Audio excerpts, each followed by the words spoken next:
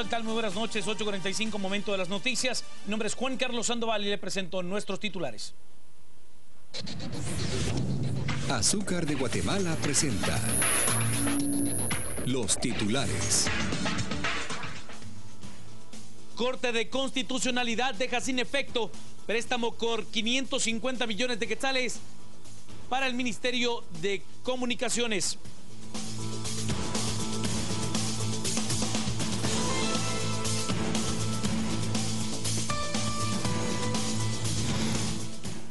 Vicepresidenta anuncia que el lunes se empieza a repartir alimentos a las familias afectadas por la canícula prolongada.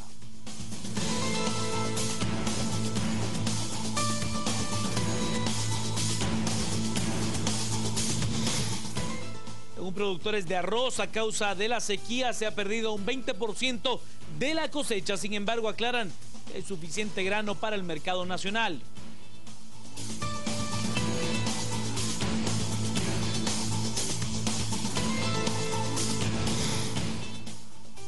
Asociación de Carniceros denuncian que al menos 15 negocios de carne han cerrado sus puestos debido a los altos costos de la carne de res.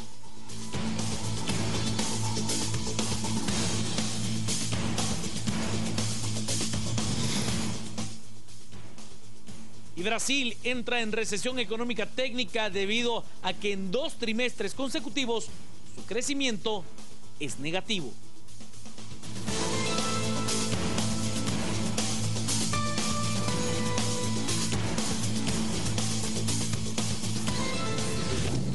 Azúcar de Guatemala presentó los titulares. Comencemos con las noticias, y es que de manera provisional la Corte de Constitucionalidad ha suspendido el artículo de la llamada Ley Monsanto, en la cual se ampliaba el presupuesto general de ingresos y egresos de la nación en 550 millones de quetzales. La Corte de Constitucionalidad dejó sin efecto los artículos 46 y 55 de la Ley de Protección de Obtención de Vegetales, que entraron en vigor hace 2 meses. Esto quiere decir que el préstamo de 550 millones de quetzales que aprobaron los diputados dentro de esa ley, específicamente el artículo 46, queda sin efecto. La Corte de Constitucionalidad, en el auto fechado ayer, dispuso suspender provisionalmente la norma contenida en el artículo 46 del decreto citado. Podría mencionarle que esto, como la suspensión, cobra vigencia a partir del momento en que este auto sea publicado en el diario oficial. Esto se hará la otra semana. Y ellos tendrían que ajustar la situación del uso de esos recursos, puesto que si ya fueron utilizados parcialmente, lo que ya fue utilizado con base en ese artículo ya fue ejecutado, pues eso no tendría ningún problema. Si todavía hay un pendiente para ejecución de esos recursos a raíz de la suspensión, pues cobraría vigencia el no poder utilizar esos recursos a partir de la publicación en el diario oficial del auto que suspende ese artículo. El 27 de junio el Congreso de la República aprobó en sesión plenaria el préstamo del Banco Centroamericano de Integración Económica, que será empleado por el Ministerio de Comunicaciones para rehabilitar la carretera que va de Escuintla hacia El Salvador. Luego de que los magistrados de la Corte de Constitucionalidad dejaran en suspenso los artículos 46 y 55 de la Ley de Obtenciones Vegetales, el director del Observatorio de Pueblos Indígenas, Mario Itzep, indicó que seguirán interponiendo acciones legales cuando entre en vigencia la totalidad de la ley el próximo 27 de septiembre. Además, que la próxima semana se realizarán bloqueos en las principales carreteras del país en rechazo a la denominada Ley Monsanto. El problema aquí es que son dos cosas dentro de una misma ley. Entonces yo creo que aquí hay una inconstitucionalidad. Yo no sé cuál va a ser el argumento o cuál es el argumento exacto de los magistrados, pero nosotros desde ya cuando dijimos que esto es ilegal, este es inconstitucional, porque dentro de esa misma ley está establecido, colocaron un préstamo, ¿no?, del artículo 46 que tiene que ver con los 550 millones de quetzales. Yo creo que aquí hay dos cosas. Una es que habría que ver, aunque este es temporal, habría habría que ver cómo va a quedar el dictamen final si efectivamente sea eliminada. A mí lo que me preocupa, digamos, nos preocupa a nosotros como movimiento, es que efectivamente queda el presupuesto, o sea, el negocio detrás de esta ley efectivamente es el préstamo, que es el artículo 46 de esta ley. Hemos diseñado dos rutas, la ruta legal que seguirá su curso, ¿verdad? Y la otra ruta que es la presión al Congreso de la República, que derogan totalmente esta ley. O sea, nosotros creemos que hay que derogar. Vamos a solicitar la vista pública, es más, se tiene preparada varios recursos legales, ¿verdad? Aunque ellos ya resolvieron una puesta por una organización, pero aquí nosotros, como lo decía, tenemos dos rutas, ¿verdad? La ruta jurídica que continuará el proceso a esto, y la otra ruta específicamente la presión con el Congreso de la República. El Poder Ejecutivo ha asegurado que el próximo lunes comenzará el repartir alimentos a las personas y familias damnificadas por la sequía prolongada o la canícula prolongada a nivel nacional. La vicepresidenta de la República, Roxana Baldetti, anunció que a partir del lunes iniciarán con la repartición de bolsas de comida a familias que son afectadas por la sequía prolongada que afecta al territorio nacional. La vicemandataria se refirió que departamentos serán beneficiados. El día de hoy ya concluimos y el día lunes va el primer contingente al lugar específicamente del corredor seco, y estoy hablando de Santa Rosa, Zacapa, Jutiapa, Chiquimula, que son los que hemos encontrado se acabaron su cosecha del año pasado. Pues vamos a empezar un tiempo antes, con los demás sí vamos a empezar hasta octubre, porque todavía tienen en sus silos comida para el mes de septiembre.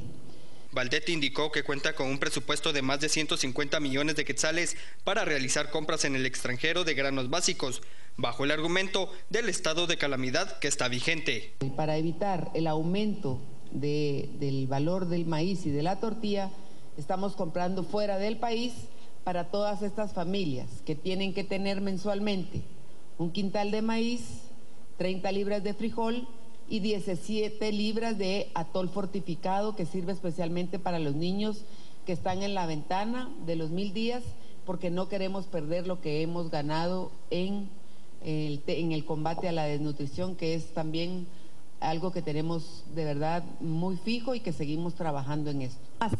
Quiero contarles que aunque sea una compra extranjera, no crean que hoy compro y mañana viene. Eso viene en barco y a granel. Eso se tarda alrededor de 60 días. O sea, estamos tratando de apurarnos para poder cumplir. De cualquier manera. Usted, el sector arrocero de nuestro país, asegura que la canícula prolongada provocó la pérdida del 20% de la cosecha nacional. El presidente de la Federación Centroamericana del Arroz, Mario Solórzano, indicó que los productores han reportado 20% en pérdidas en la cosecha del arroz a causa de la sequía. Ha afectado, aunque no en grandes proporciones, exceptuando lo que es el corredor seco de nuestro país, o sea, Jutiapa, una parte de Jalapa, una parte de Chiquimula, donde sí algunos productores han llegado a tener hasta el 50% de pérdida por la sequía. Ahora bien, ese 50%, si lo llevamos a nivel nacional, se convierte en aproximadamente un 20% de la producción nacional. Esperábamos, por extensiones de siembra, obtener un aumento en la producción del 10% para este año respecto al año anterior, y eso nos lleva a que si comparamos el año anterior con este año, pues el efecto neto va a ser un 10% de merma en la producción. No obstante esta pérdida, Solórzano señaló que existe suficiente producción de arroz para abastecer el país, por lo cual no debería de existir aumento de precios. Hasta este momento hay suficiente arroz para abastecer al mercado nacional en lo que resta del año, y no hay ningún motivo para alzas de precio, para especulaciones o cualquier otro asunto de esa naturaleza que tienda a afectar al consumidor guatemalteco. Y durante el pronunciamiento de los empresarios dedicados a la comercialización del arroz, se dio a conocer que a nivel del territorio nacional, el departamento de Jutiapa es donde se ha perdido la mayor cantidad de cosechas debido a la canícula prolongada, lo que pone en riesgo de seguridad económica y alimentaria a miles de familias. También se dio a conocer que en el norte del país las pérdidas son considerables. Varias áreas, tenemos el área arrocera norte, oriente, sur. Estamos hablando Suchitepeque, Retaluleu, la parte baja de Quetzaltenango, Coatepeque. Estamos hablando de la parte sur de San Marcos, Pajapita, esta parte fronteriza de Tecumán. Y si hablamos de oriente, pues principalmente Jutiapa, por eso es que está muy afectado. Jalapa, una parte pequeña, y una parte pequeña de Chiquimula.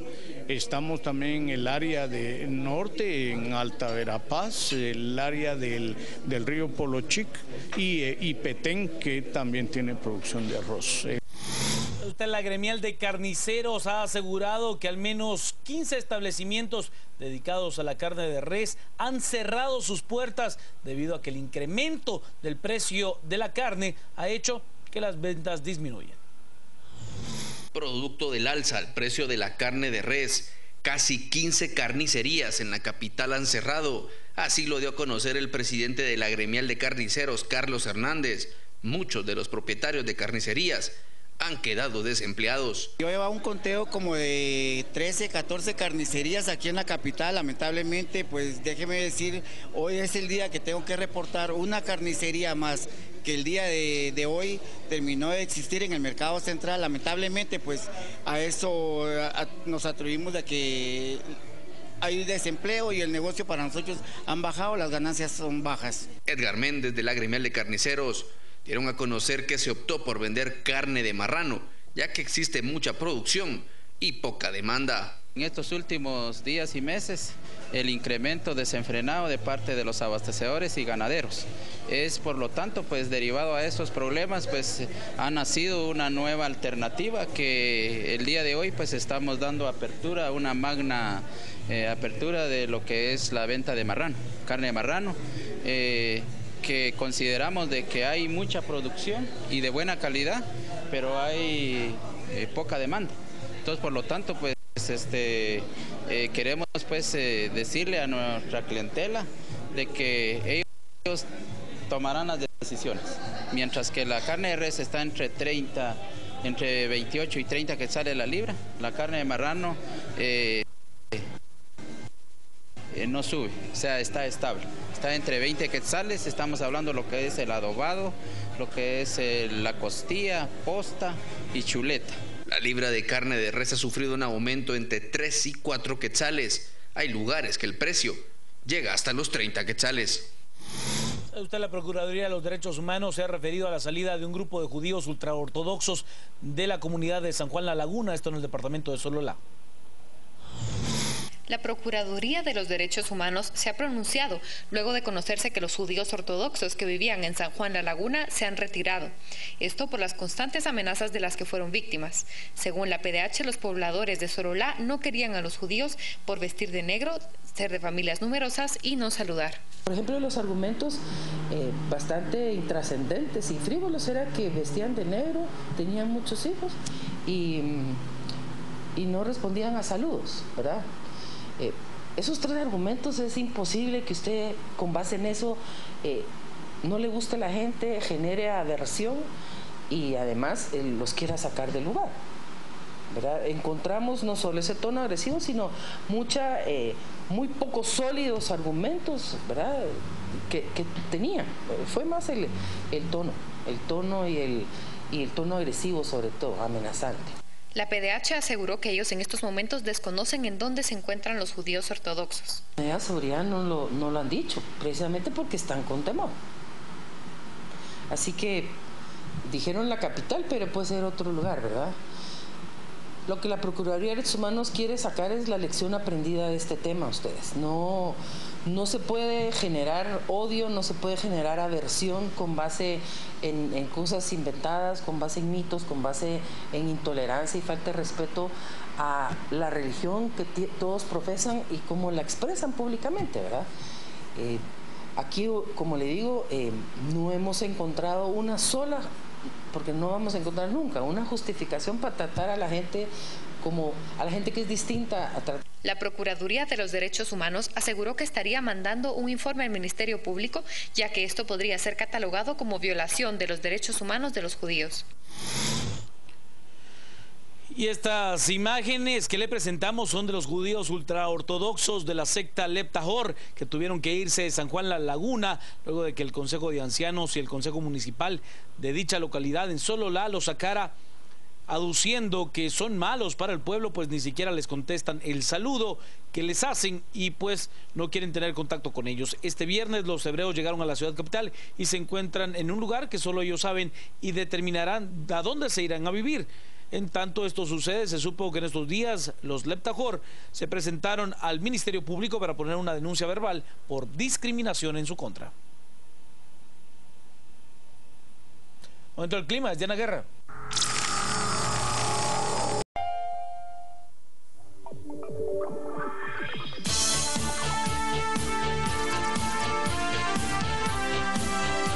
Buenas noches, bienvenidos. Hoy es el día viernes, ya estamos listos aquí, periodistas, entrevistadores, todos dispuestos a discutir sobre los hechos más relevantes ocurridos a lo largo de la semana. Déjeme decirle que hoy vamos a estrenar un formato nuevo que nos llama muchísimo la atención. Vamos a presentarle pequeños segmentos elegidos de las entrevistas o de las noticias que hemos presentado a las 8:45 a lo largo de toda la semana y habremos de abrir discusión respecto a estos segmentos. Claudia Méndez Arreza, bienvenida.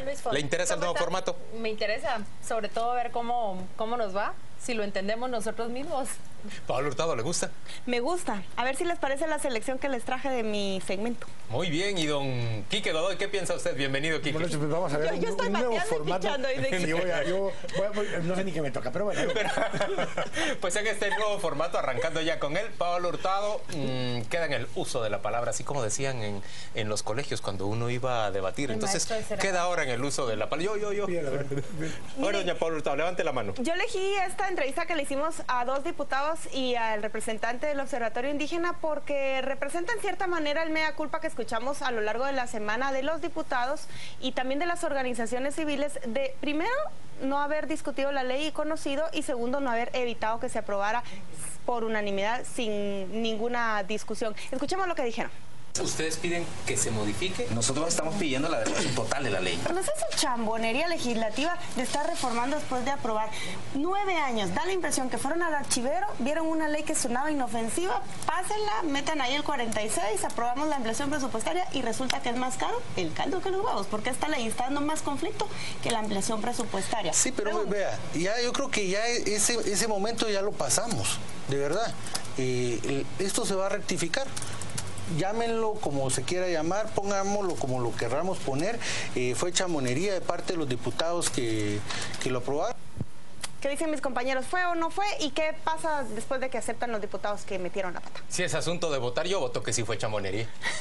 Yo también considero que fue chambonería, pero llámenme mal pensada, pero de este Congreso y de todos los demás uno sospecha que hubo por ahí tal vez algún interés que también movió la aprobación de esa ley, ¿o no? Yo creo que el tema pasa más por chambonería y porque había que llenar un poco la agenda legislativa, hacer un tema que aparentemente hasta ese momento no había levantado mucho polvo y pues se aprobó. Y por cierto aprovecharon para meterle los 550 millones, pero ese fue un tema aparte. Pero ya se les cayeron los 550 millones. Por supuesto, pero en ese momento fue aprovechar la coyuntura para que se aprobara el techo presupuestario, no el monto, sino que el techo presupuestario para poder ejecutarlos. Don Quique Godoy nos presenta... ¿Perdón? Leyes comodín como las aprobaciones de municipios. Que son leyes que por lo menos ven que se mueven las cosas y nos genera al final una dinámica legislativa interesante, además de cumplimiento con un compromiso internacional, que era lo que era esto al final. Aquí que le toca presentar el siguiente segmento. Que es lo que sucedió el día martes, en la entrevista del día martes con Pedro y con Silvia, hablando acerca del tema de la violencia generada por las pandillas en Guatemala. Hemos visto cómo hay ciertos tipos de violencia, unos directamente vinculadas con extorsiones y otras simplemente vinculadas a mareros en general, y eso es parte de lo que nos presentan hoy acá en este segmento del día martes. ¿Cómo abordarlo cuando la lógica es difícil y compleja de entender?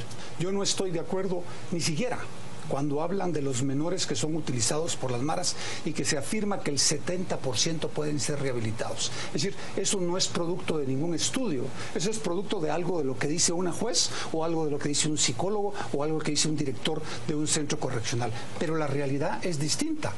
En la realidad, los menores que entran a los centros de corrección no son rehabilitados. Las personas que ya han delinquido y que han entrado dentro de ese circuito, por supuesto que va a ser muy difícil, y realmente sí se requiere un trabajo del sistema de justicia integral mucho más profundo, y en las condiciones que están nuestras instituciones es muy limitado lo que se va a lograr hacer, pero sí hay por supuesto cabida para la prevención. Pero no es cierto que van a rehabilitar a los mareros que se encuentran detenidos en los centros de prevención.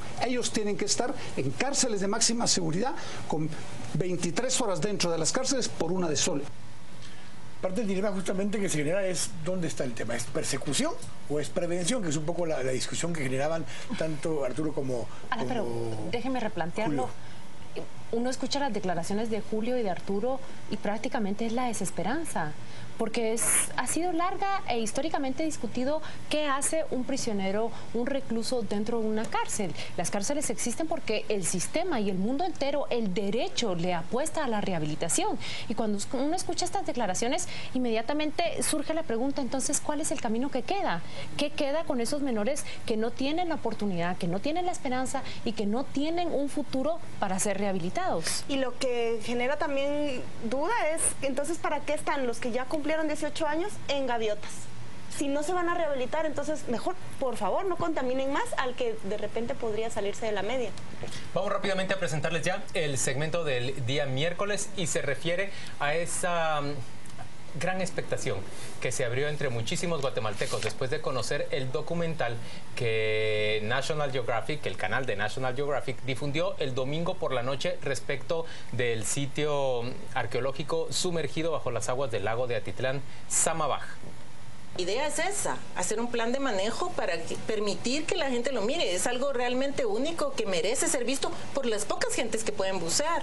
Sin embargo, el plan se ha enfrentado a ciertos problemas locales de idiosincrasia de las poblaciones alrededor del lago. Que rechazan el flujo de visitantes.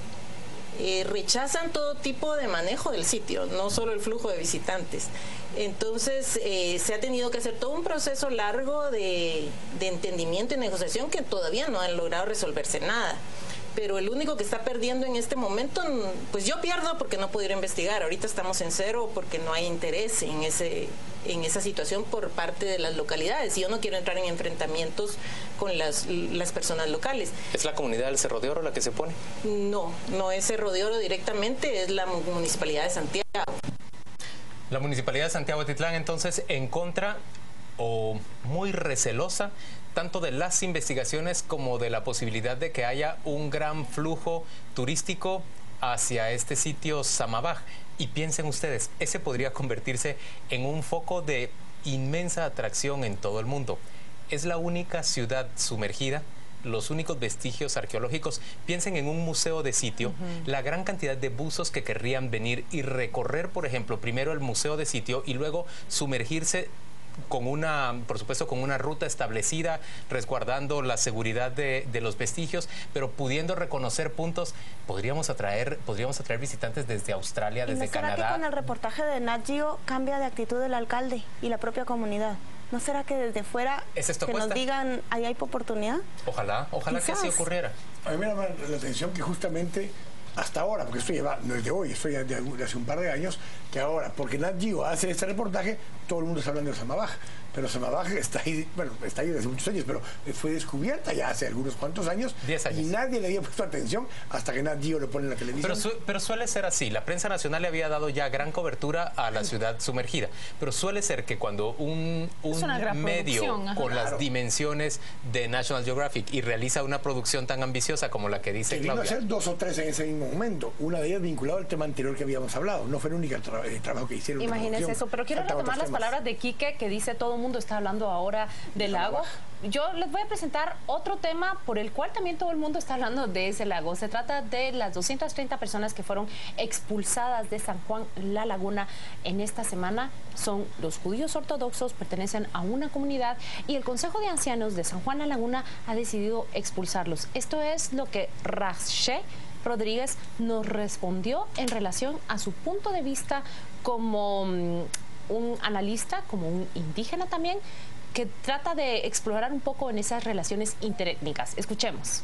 Yo no estoy de acuerdo con el tema de decir que los pueblos indígenas no estamos preparados para la interculturalidad. Todo lo contrario, nosotros somos bilingües. Nosotros tenemos 2 religiones, a veces 2 concepciones de la vida. ¿Qué pasó entonces acá? Pues yo pienso, digamos, que es difícil, digamos, normalmente se dice que los pueblos indígenas no logran prevalecer sus derechos porque no alcanzan consensos. Es decir, si tuvieran consenso, hay 157 municipios donde constituyen el 87% de población.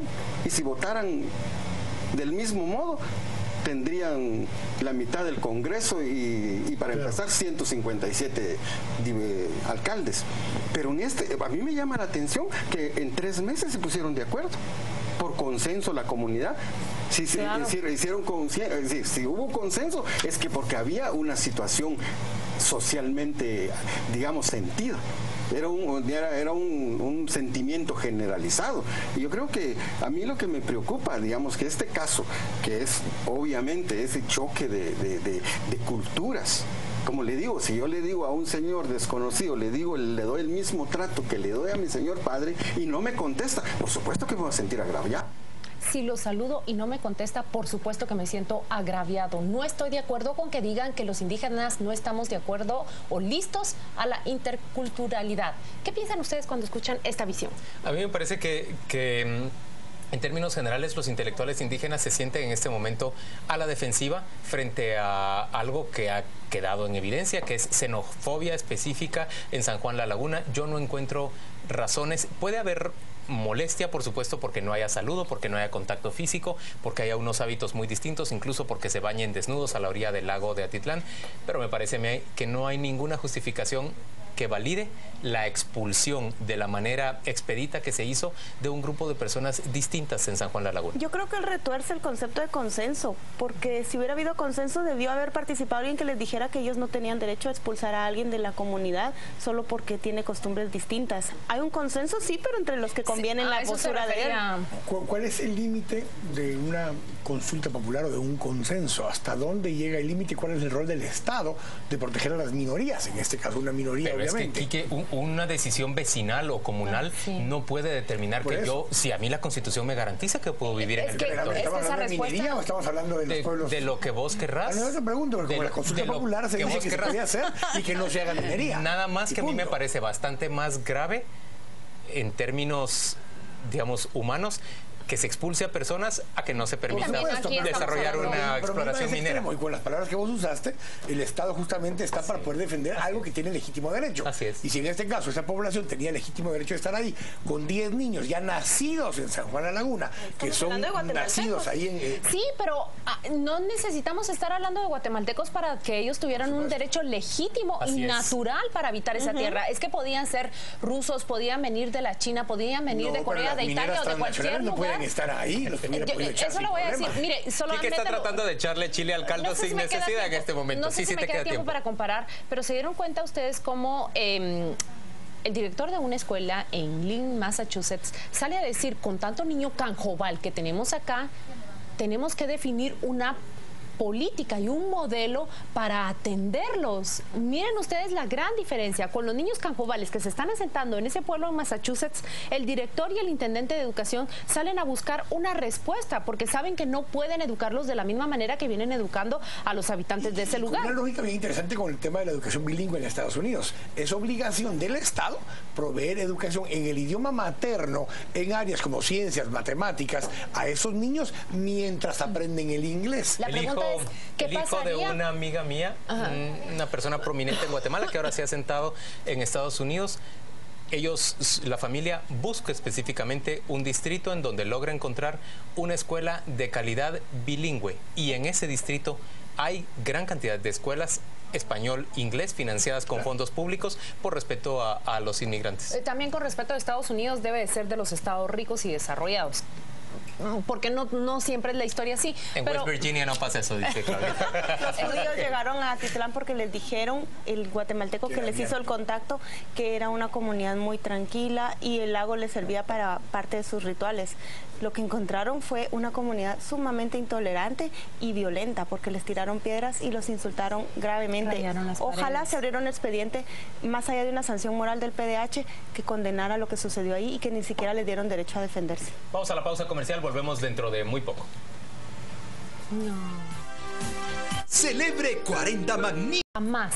Finalmente celebraron porque cada grupo salió por su parte a las calles a celebrar como victoria ese acuerdo que le da un cese definitivo al fuego que estos dos grupos, que Israel y Hamas, se declararon a partir de junio. Fueron alrededor de 7 semanas de fuego cruzado y el resultado, ustedes lo han leído, lo han escuchado, fue atroz. Alrededor de 2.100 personas que murieron del lado palestino y 69 israelíes. 1.460 de los muertos son civiles. Las imágenes nos rodearon a lo largo de ese tiempo.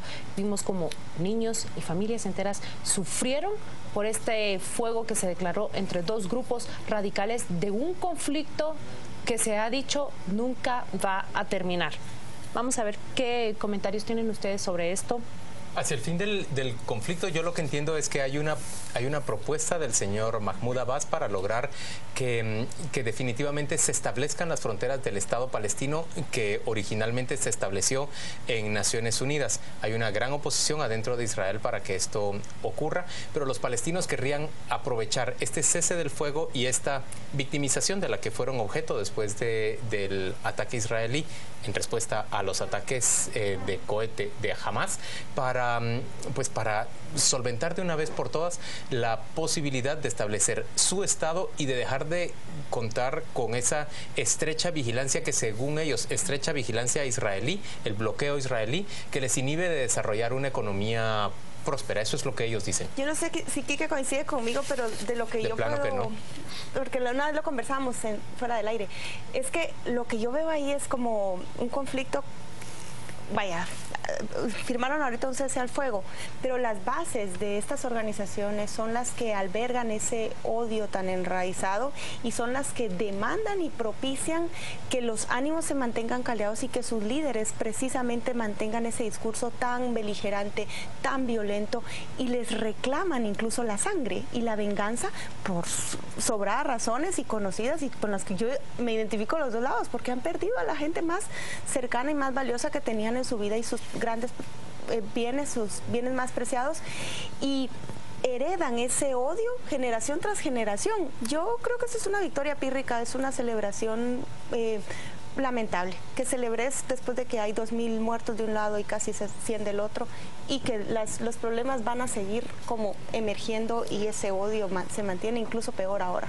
Hay un dilema mucho más profundo en el sentido de que incluso Mahmoud Abbas, que no era aliado de Hamas en ningún momento durante los últimos años, que ahora jamás tuvo que acercarse a él porque perdió el respaldo de la hermandad musulmana del lado de Egipto, y ahora el grupo que está en Egipto no lo respalda, es más, tenía cerrada la frontera. Palestina, también del lado de Egipto, pues se vio forzado a buscar algún nuevo aliado. Qatar sigue financiando, pero se quedaba sin un aliado político y buscó a Mahmoud Abbas, pero Mahmoud Abbas creo que la jugó muy inteligentemente, recuperando parte del control político de lo que estaba sucediendo, pero jamás lo que estaba buscando es simplemente volver a estirar, generar 5 o 10 años más de una aparente paz, e Israel lo que exigía es una desmilitarización completa del área de Gaza. El argumento de Gaza es, mientras siga una ocupación o un bloqueo, no podemos desarmarnos, que es la forma de poder defendernos de esa opresión. Esa es la discusión en la que están, y es lo que decía Paola, es los grupos extremistas, tanto sionistas como de Hamas, militantes extremistas, esto lo ven como un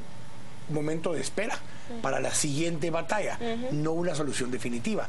Regresar a cuáles fronteras, a las de antes de la guerra de los 6 días en el 67, o sea, 73 fue la guerra, pero 67 había fronteras, o regresar a las fronteras del 48. Desde 48. En el 48 al 67, esos territorios estuvieron bajo control de Egipto y de Jordania, no bajo control de Israel, y nunca se declararon las fronteras del Estado palestino en esa época tampoco. 19 años que estuvieron bajo control árabe los territorios, manejando a los palestinos como refugiados. Pero el acuerdo original es el de 1948. El que están planteando ahora son las fronteras del 67, que es un intermedio, un punto intermedio entre el 48 y el 67. Bueno, intermedio, pero con Jerusalén del Este.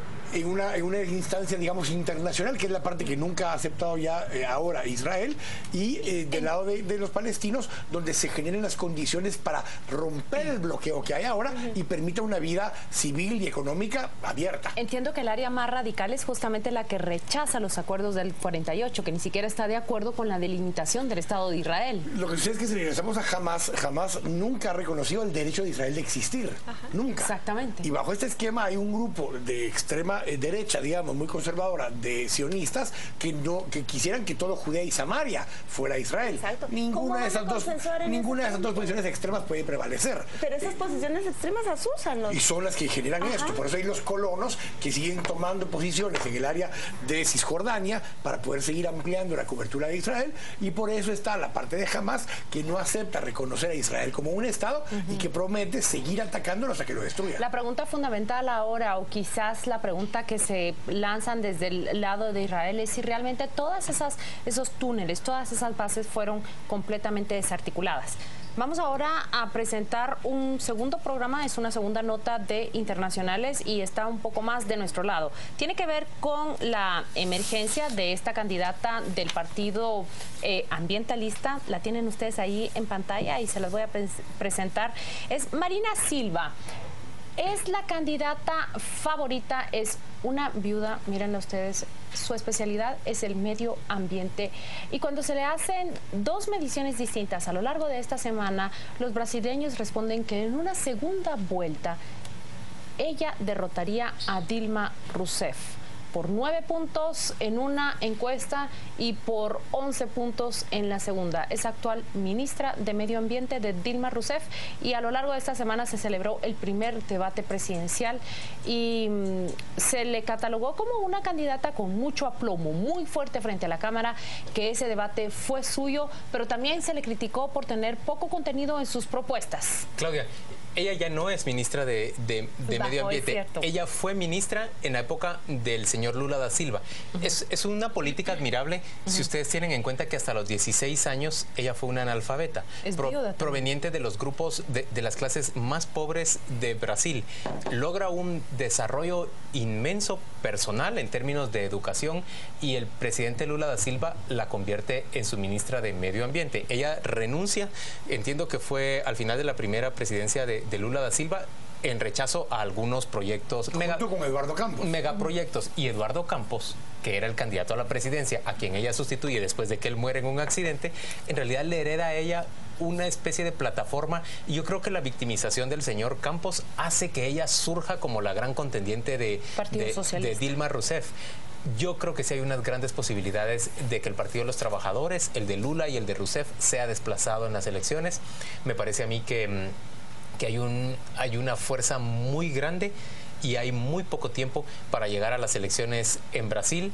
Me parece que esta es una mujer muy carismática y me parece que Dilma Rousseff le va a tocar luchar en contra, es que ya son 3 periodos de gobierno de su partido, mucha corrupción y mucho rechazo a pesar de que han tenido tan grandes logros. Yo pienso que el discurso de ella encendido subió puntos, pero también el efecto de las protestas durante el Mundial contra el gobierno de Dilma, que apuntaron desde esa época en que iba a empezar a bajar ella intención de voto. Yo no dudo que ella sea una política buena para competir, pero lo que sorprendió fue la rapidez con la que alcanzó ese porcentaje tan estrechito de intención de voto con Dilma Rousseff. La que le está favoreciendo. Pero sí, como sucede aquí, a veces un debate te puede subir tanto las intenciones con el desenvolvimiento. Pero ya fue candidata. Sí, fue candidata en el periodo pasado, quedó tercer lugar. Sí, así es. Que viene subiendo y de un partido ecologista, porque no era el Partido Socialista Brasileño, que es como está ahora, sino que era el Partido Ecologista. Y aún así, con un partido pequeño, quedó tercer lugar en las elecciones pasadas. Por eso es de que no es que sea nueva, o sea, ya había estado en este esquema, ya había participado en esa elección, y en esta ocasión... Fue puntera, o sea... No, por supuesto, pero en esta ocasión, ya teniendo Aécio Neves, que es el otro candidato que está en medio, el principal perdedor en este momento es Dilma Rousseff, porque se empieza a acercar ella a ese voto. Pero Aécio Neves parece que va a ser el perdedor mayor, porque va a quedar fuera de una posible segunda vuelta. ¿Quién fue el que murió hace poco? El que iba Eduardo Campos era su es que él era el candidato del Partido Socialista de Brasil. Cuando él fallece, la Asamblea reconoce ahora a Mirna Silva como la candidata de esa nueva alianza. Porque ella era la compañera de binomio de Eduardo Campos. Correcto, era la candidata a vicepresidente. Ella sube de candidata a vicepresidencial a candidata presidencial, y las posibilidades que no tuvo Eduardo Campos en vida, ahora las tiene Marina Silva. Ahora, yo tengo un comentario acá que vamos a ver qué piensan ustedes. Es de todo lo que comentan. Siento que a Dilma Rousseff se le está juzgando por mucho y se está evaluando su gestión en función también de Lula da Silva. Es que Juan Luis lo acaba de decir, el tercer periodo, ella nunca se pudo separar de todo eso, y todas las acusaciones, el pesimismo y las críticas que se vertieron en algún momento en contra de Lula da Silva, ella siguió cargando con todo ese peso, y a lo mejor no es que ella no logre un cuarto periodo, sino que lograron un tercero, este bloque de tiempo, y allí terminó. Pero hay un problema grave en la parte económica. O sea, Brasil, que venía a estar creciendo a ritmos arriba del 7, 8, 9% constantemente, está creciendo a menos de 1%. Lleva 2 años consecutivos creciendo a menos de 1%, y eso le ha puesto mucha presión también en la parte económica, que es la que más le están reclamando por las cosas sociales. Entonces, sí hay dilemas de algunas cosas. Hay una inflación muy alta ahorita en Brasil, y todo esto presionado por lo que ahora venía sucediendo, que Eduardo Campos no había logrado llenar la retina de los brasileños, pero Marina Silva aparentemente sí. Por cierto, Marina Silva es una mujer evangélica, neopentecostal, entiendo yo, hijos, en un país inmensamente católico, en el que los evangélicos no tienen un gran peso político. Está teniendo un crecimiento muy fuerte, y ella se ha convertido en una candidata casi de esos grupos. Ya iba a ir el Papa otra vez a Brasil, y nosotros vamos a ir a la ver si viene a Guatemala. Esa es una pregunta. ¿Será que lo convence, muchachitos?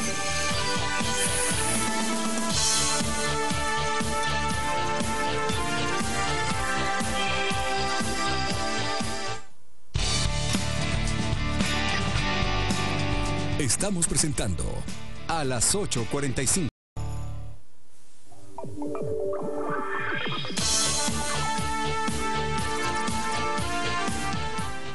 Viernes a las 8:45. Tenemos muchos más temas que discutir, y vamos a limitar el tiempo para poder discutirlos todos ellos a 1 minuto y medio por tema. Vamos a arrancar presentándole a usted primero las imágenes de un cruce de palabras que se produjo entre el tío de Cristina Sicavisa y el marido de Cristina Sicavisa, quien está acusado de haberla asesinado, Roberto Barreda, frente a los elevadores de la torre de tribunales, después de una audiencia en la cual se conoció que la jueza que llevaba este proceso se inhibía de seguirlo conociendo. Vea las imágenes.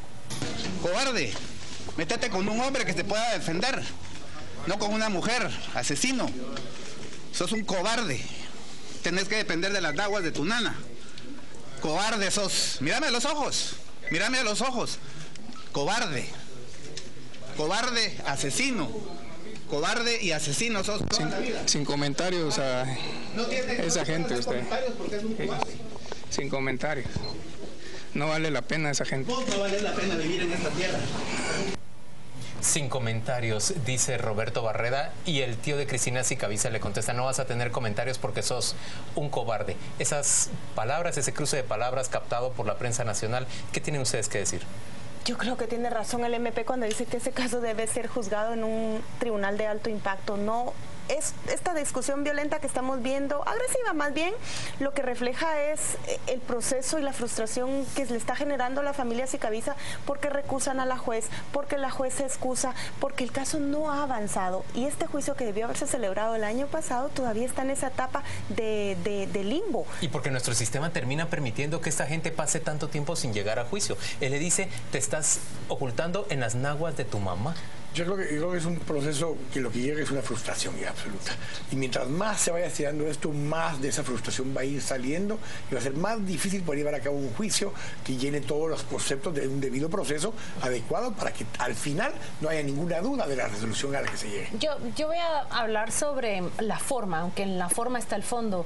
Creo que los tribunales deben desde hace mucho tiempo acondicionar sus salas de tal manera en que estos enfrentamientos no se produzcan. Yo cubrí durante muchos años juicios y les puedo decir que no, no es una imagen inusual en tribunales. Se repite a cada rato. Ocurre a cada rato. Porque lo que en un juicio se está juzgando, Juan Luis, son posiciones muy personales, muy subjetivas y no hay imagínate juicio. Si una persona mató a la sobrina del otro. A eso voy, y no hay juicio en donde no haya dolor, en donde no haya violencia, por eso son juicios prácticamente, y todo ese conjunto de emociones, de resentimientos, de fracasos y frustraciones están allí. Muy bien, se terminó el tiempo y pasamos a discutir el segundo tema de este tercer segmento de a las 8:45 y tiene que ver con esa decisión de las autoridades penitenciarias estadounidenses de trasladar al expresidente Alfonso Portillo de un penal en el estado de Nueva York, primero hacia Oklahoma, pero después hemos entendido que ha sido trasladado hacia un penal en el estado de Colorado, en Denver, Colorado, incluso en la ciudad de Denver. Es una ciudad enorme, ahí se encuentra un penal y esto es lo más importante, de mínima seguridad. Es decir, el presidente Portillo, el sistema penitenciario estadounidense y el sistema judicial estadounidense establece que ya no hay mérito para que él se encuentre en las condiciones tan aisladas y de alta seguridad en las que se encontraba en Nueva York. ¿Qué tienen ustedes que decir? Yo creo que es parte ya de un proceso donde poco a poco no solo se está acercando ya a Guatemala, sino que es un proceso donde en cuanto venga a Guatemala sigue creciendo. Tuvo que sacar 2 declaraciones esta semana el presidente Portillo por medio de terceras personas que no tenía vínculos con algunos partidos que ya estaban empezando a jalar agua para su molino. Y esto creo que se va a ir acrecentando conforme nos acerquemos a la fecha de febrero, que es cuando aparentemente ya regresaría Alfonso Portillo a Guatemala. Yo tengo más bien una duda porque si él tiene intenciones de terminar su condena en Guatemala, no comprendo por qué primero va a Denver, a una cárcel de mínima seguridad, en vez de hacer su solicitud directamente desde Nueva York hasta Pero él ya la había solicitado para Florida. Él había solicitado traslado primero a una de mínima seguridad a Florida y el sistema lo que optó fue en vez de Florida lo mandaron a Colorado. Pero ya es parte de ese proceso. Son cárceles federales. Son cárceles federales que están dispersas por todo el país. Tienen que irlo pasando a las de menos seguridad para después, como parte del procedimiento, mandarlo a Guatemala. Recuerden que está a 6 meses de salir liberado. ¿Qué piensa Claudia? Que sí, su traslado corresponde, pienso, a ese trámite administrativo de trasladar a un recluso hacia otra prisión. No hay respuesta todavía a su petición formal de que termine de cumplir su condena acá en Guatemala, pero pienso que todos estos movimientos de alguna manera tienen que significar algo, que Estados Unidos finalmente se prepara para ese traslado final. Muy bien, llegamos aquí entonces al final de la discusión, pero miren con qué eficiencia de tiempo. Eficiencia, con qué puntualidad exacta. ¿Y qué les parece si ahora arrancamos? No, tenemos un tercer tema todavía para presentar y se refiere al hecho de que autoridades judiciales estadounidenses han determinado que mujeres guatemaltecas, inmigrantes que no llenan los requisitos de legalidad, pueden ser sujeto de asilo en aquel país si ellas padecen violencia violencia doméstica en Guatemala. Juan Luis, yo creo que hay que precisar que esto no es un anuncio oficial del gobierno estadounidense que dice, mujer guatemalteca, si eres abusada en tu país, aquí podemos darte asilo a ti y a tus hijos. Es más bien una oportunidad, un vacío que están encontrando los abogados que están defendiendo estos casos, que no son pocos, y que están diciendo, puede demorar años, pero hay una posibilidad de que esa mujer que tenía un matrimonio, una relación violento, donde no podía escapar y que corría en riesgo su vida y la de sus hijos, puede encontrar aquí una posibilidad. Es larguísimo el camino, pero me parece que se está entendiendo finalmente cuál es la dimensión de la violencia intrafamiliar acá en Guatemala, que termina en un caso como el de Sicavisa, como el de Mitzi Zambrano y el de muchas mujeres que pudieron haber tomado esa decisión o pudieron haberla necesitado. Yo tengo entendido que es la resolución de un juzgado o de una corte que conoce un caso de migración y que esto de alguna manera sienta un precedente para catalogar ese fragmento de ley de Estados Unidos que dice o grupos particulares, en grupos particulares sujetos de asilo. Hoy entran la mujer guatemalteca que es víctima de una violencia doméstica. Me pregunto qué sucede cuando en el ordenamiento migratorio judicial se emite un fallo de este tipo y cuando políticamente republicanos y demócratas discuten tanto sobre los niños migrantes, por ejemplo. Pero veamos qué dice eso del Estado guatemalteco. Porque lo que eso nos dice es que Estados Unidos, la Corte, reconoce que Guatemala como Estado es incapaz de proteger a las mujeres que son objeto de violencia. Eso es lo que dice el Estado guatemalteco. No es nada bueno. Ahora sí, llegamos a la discusión de estos tres temas en 90 segundos y pasamos rápidamente a, ya lo sabe usted, a nominar a candidatos a ganador y perdedor, pero ahora con un formato distinto. Adelante.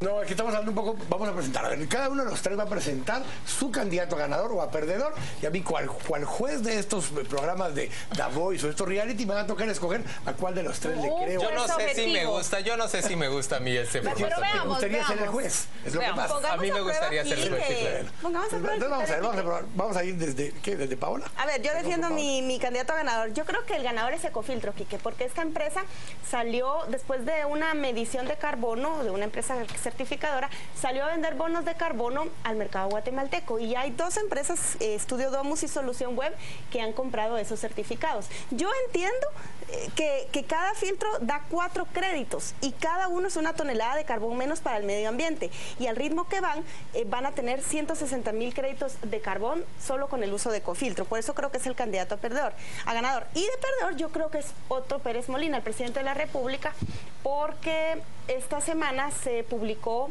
su finca en Zaragoza, Chimaltenango, una casa muy vistosa. El presidente reconoció la propiedad, aunque no dijo cuál era el origen. Creo que aunque él pueda acreditar, como se ha dicho, que esto la tiene desde antes de que él ocupara la presidencia, ya es un icono de su gestión que va a ser siempre asociado a los señalamientos de enriquecimiento de funcionarios en esta administración.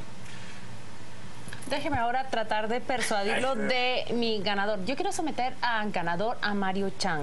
Es este cantante de ópera guatemalteco, es un tenor cuya carrera la hemos seguido a través de los medios de prensa.